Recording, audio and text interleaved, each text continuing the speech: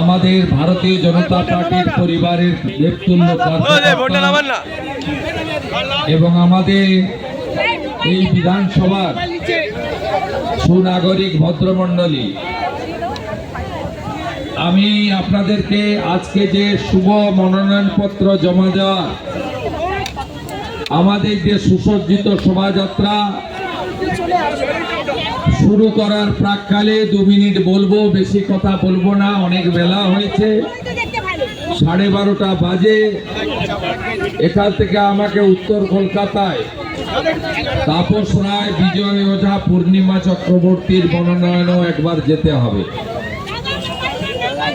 আমি প্রথমেই ধন্যবাদ জানাবো ভারতীয় জনতা পার্টির কেন্দ্রীয় নির্বাচক মণ্ডলীকে, যে তারা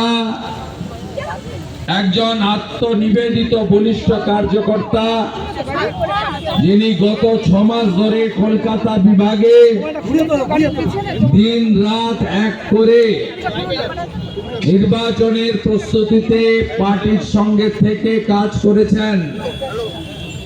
মাননীয় শঙ্কর সিকদারকে এই কেন্দ্রে প্রার্থী হিসেবে মনোনীত করেছেন এবং সমস্ত কর্মীদের আবেগ, তাদের ইচ্ছাকে মর্যাদা দিয়ে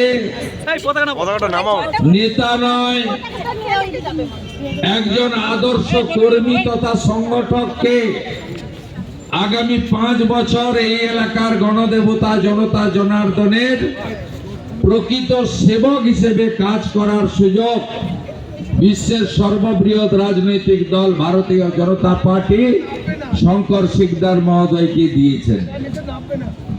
আমি শঙ্কর দাকে ব্যক্তিগতভাবে অনেকদিন চিনি, 6 বছর একসঙ্গে কাজ করেছি। উনার বাড়িতে শ্রী শ্রী বিশ্বকর্মা পুজোতে একাধিকবার এসেছি এবং বিভিন্ন সময়ে ভারতীয় জনতা পার্টির কর্মীদের নানা প্রয়োজনে এসেছেন। প্রাক্তন সভাপতি দল যখন যা দায়িত্ব দিয়েছে পালন করেছে। এবারে দায়িত্ব এখান থেকে পদ্ম ফুল জেতানোর আমি ভাতৃপ্রতিম সোমনাথ ভাইকে এই দায়িত্ব দিচ্ছি। আমরা বিজেপি ব্যক্তিকেন্দ্রিক পার্টি নই, আমরা বিজেপি কোম্পানির মতো পার্টি চালাই না। আমরা বিজেপি বলি রাষ্ট্র প্রথম, দল পরে, ব্যক্তি আরো দূরে। এটাই হলো ভারতীয় জনতা পার্টির আদর্শ। আমরা ওই মুখ্যমন্ত্রী ভবানীপুরে যিনি হারবেন কিছুদিন পরে আমার কাছে, তার মতো আমিত্বে বিশ্বাস করি না। তিনি কয়েকদিন আগে বলেছেন যে কুচবিহারের মদন মোহনজির মন্দির আমি বানিয়েছি, জলপাইগুড়ির জলপেশ মন্দির আমি বানিয়েছি, নলাটের নলাটেশ্বরী মন্দির আমি বানিয়েছি, কালীঘাটের মন্দির বলেনি, স্কাই ওয়াক আমি বানিয়েছি। ওটাও বানায়নি, ওটা মুকেশ আম্বানি সিএসআর এর টাকা দিয়ে বানিয়েছে। আমরা হয়তো কোন দিন সকালে উঠে শুনবো কে রাজা শশাঙ্ক, আমি তো বঙ্গের আবিষ্কার কর্তা বলে ফেলতেও পারেন। তাই উনি আমি আমি আমি করছেন আর আমরা আমরা আমরা আমরা আমরা করছি। সবাই মিলে আমরা শঙ্কর সিকদারকে জেতাবো। এই এলাকায় প্রত্যেকটি কাউন্সিলর আর পুলিশের নিচের তলায় আইসিওসিরা মিলে কত পুকুর বুঝিয়েছে বলুন আপনারা। এখানকার এক মহিলা কাউন্সিলর তার বাড়িতে ডেকে ছোট প্রমোটারকে বলছিলেন, ঘনা তো 150 নেয়, আমাকে 50 দিবি। আমি ছেড়ে দিয়েছিলাম ভিডিওটা।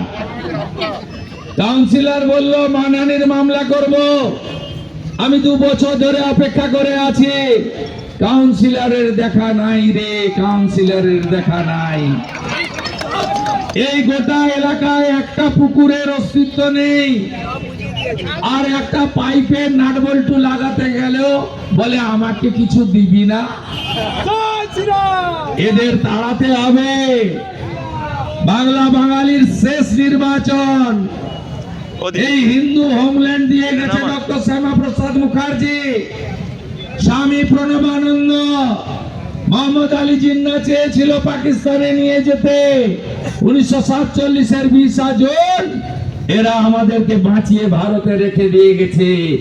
51-তে জনগণনায় আমরা ছিলাম 85, এবারের জনগণনায় আমরা 60-62-তে নেমে যাব। এরপরে পশ্চিমবঙ্গে জামাতের রাজত্ব হয়ে যাবে।